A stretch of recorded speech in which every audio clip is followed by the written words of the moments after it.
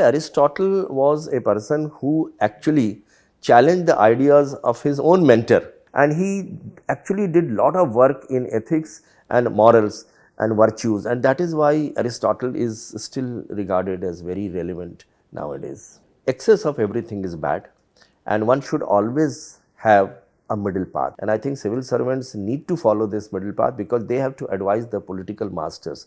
If they go to any extreme, then the advice which they give to the political master will not be in consonance with rationality or objectivity.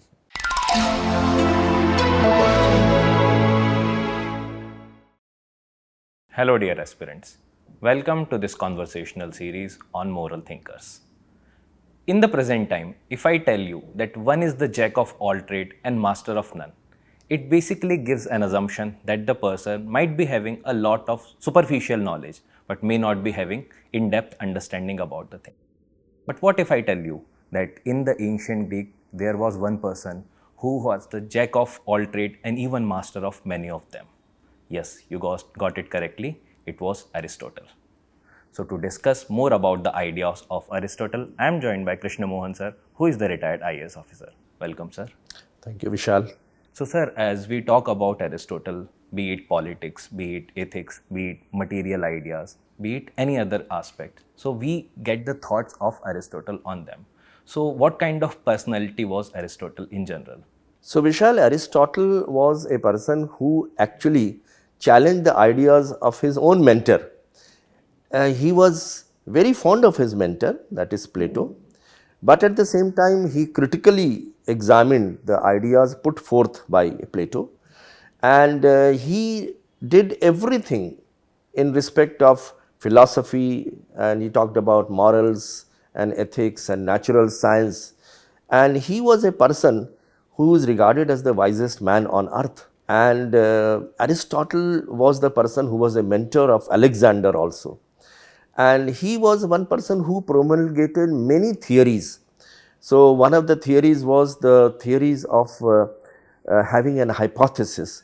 So there was a scientific theory, and he was always with a scientific bent of mind, and he thought that everything can be solved with scientific methods. So his methods were very different from the methods of Plato or Socrates, and he was used to question everything that was put forward, and he regarded that it is necessary that everything should be done, but everything should be done in moderation. Right. So in this respect, he brought about many changes in the thought process of Plato as well, and he actually did lot of work in ethics and morals and virtues, and that is why Aristotle is still regarded as very relevant nowadays. Right, sir. So as you have talked that he was more for the scientific methods, that's why he is, I think, known as the political scientist than the political philosopher. Yes. So sir, now coming to the background, because every personality is shaped by the time and space that personality is living and going through.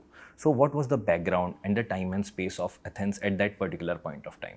So Vishal, Aristotle was also fond of learning, and he went to the Plato's academy to learn about the various important things. As you know, philosophy is the mother of every subject, and therefore learning philosophy gives you a good background about every other subject, which can be natural science, it can be even other sciences like physics, chemistry, mathematics. Everything owes its origin to philosophy, and so was the morals and ethics and values and virtues. So he went to the Plato's academy. His parents, the father was from medical profession, and he was also very fond of, Aristotle was very fond of new ideas. He wanted to bring out new ideas, and he studied there for almost 20 years, and in the process he went through all the teachings of Plato, and Plato, as you know, had reduced many of the teachings of his guru, his mentor, that is Socrates, and Aristotle brought about his own theories on different subjects, and one of them was a golden mean.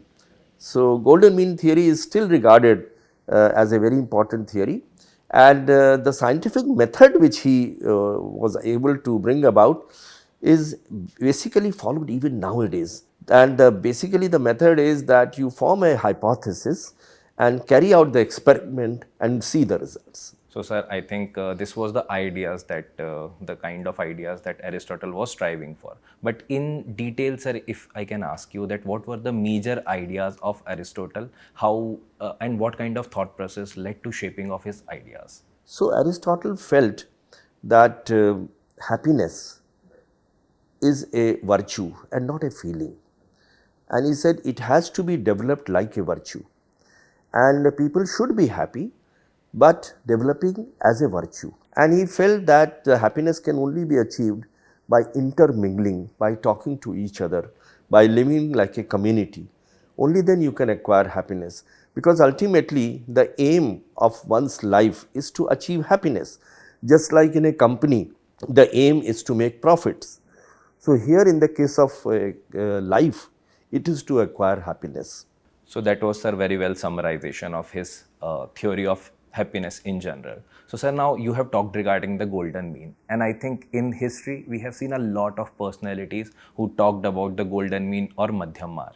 So, sir, can you elaborate this philosophy of Aristotle for the viewers? Yes, Vishal. Indian thinkers from Buddha and thinkers from Western philosophy all have talked about moderation. And I think Aristotle was one person who always said that excess of everything is bad and one should always have a middle path. For example, he said that cowardice is bad, but rashness is also equally bad. So you must have courage. Courage must be in between the rashness and cowardice. So he said everything must be practiced, but in moderation, and that is the golden mean theory which he said.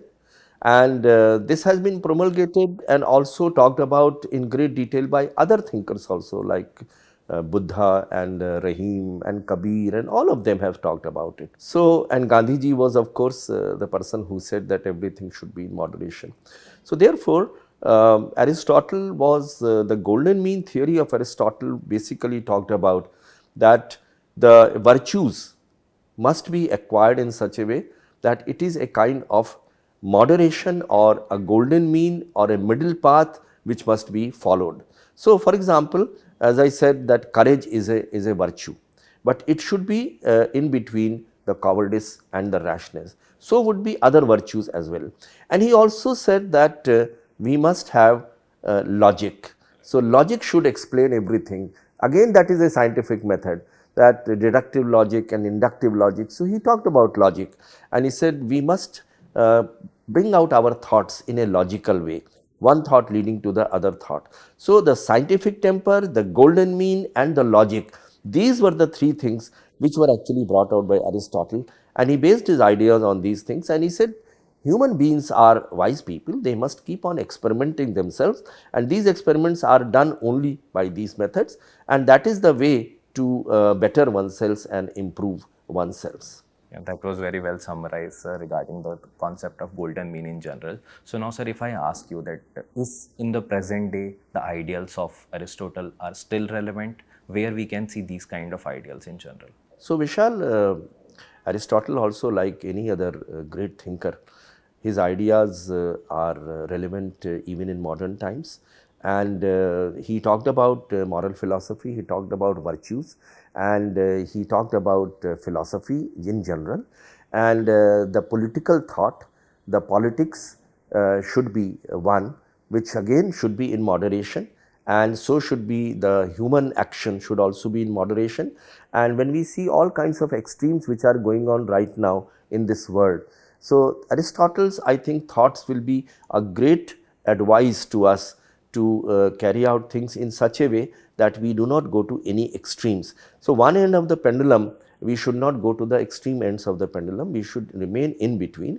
And I think it is in day-to-day life, morals and ethics and values, relationships, the moral philosophy, everywhere I think we need to practice that in such a way that we lead to a better world. Exactly. And sir, specifically for the civil services examination, this kind of moderation is a much needed, because the way we are seeing the aspirants, a lot of aspirants are confused in general, like whether we need to go for this much hours of study and this. Here also the moderation can be a better way ahead. Absolutely correct, Vishal. And the civil servant need to follow the advice of the great moral philosophers like Aristotle or Socrates or Plato, keeping everything in moderation.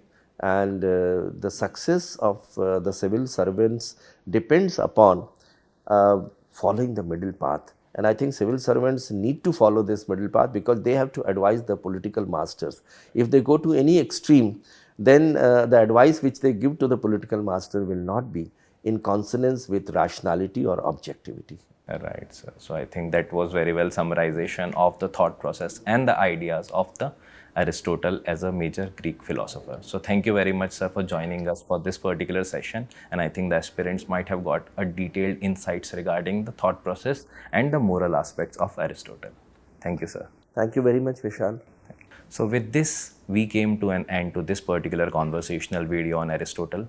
For such more videos, stay tuned with Vision IAS. Thank you.